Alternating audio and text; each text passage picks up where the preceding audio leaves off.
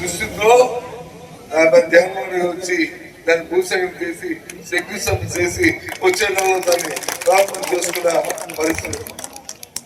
కానీ ఎందుకు చెప్తానంటే ఎవరైనా ఒకసారి ఒక శాసనసభ్యుడైనా ఒక ఎంపీ అయినా ఒక ముఖ్యమంత్రి అయినా ఒక ప్రధానమంత్రి అయినా ఆయన పేరు తెలుస్తాయిగా రాష్ట్రంలో ఒక మార్పుగా ఉండిపోవాలి. అప్పుడే ఆ పదవికి ఆ వ్యక్తికి సార్థకత.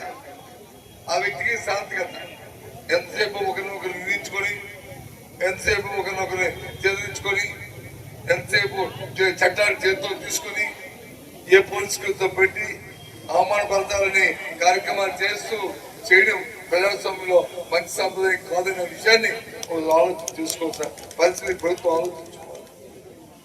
అందుకే మనం చేస్తున్నాం ఇవాళ ఎందుకు జగన్మోహన్ రెడ్డి గారిని మళ్ళీ రావాలని రాష్ట్ర ప్రధాని అందరూ కోరుకుంటున్నారంటే కార్యక్రమాన్ని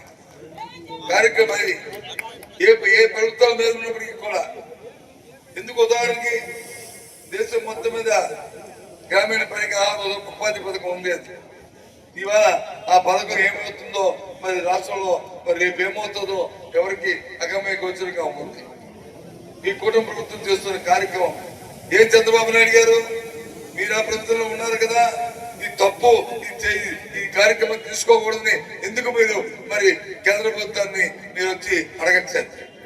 ఎందుకు మీరు కేంద్ర ప్రభుత్వం మీద అది ఆ కార్యక్రమాల్లో పేదవాడి నష్టం జరుగుతుంది చేయకూడదని చెప్పి ఎందుకు మీరు మాట్లాడరు?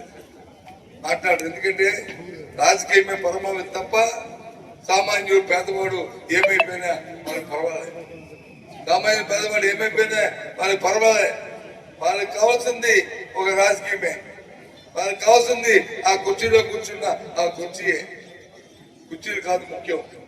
సామాన్య ప్రజానికానికి 5,000 నోట్లోకి వెళ్ళే పరిస్థితి ఇప్పుడు వ్యక్తిగతంగా ప్రతి వాడికి గౌరవం ఉండాలి. ఆ గౌరవాన్ని ఇవ్వడమే పరిపాలన విధానం. ఆ గౌరవాన్ని ఇచ్చి పుచ్చుకోవడమే ఆ పరిపాలన తాలూకా మరి కర్తవ్యం.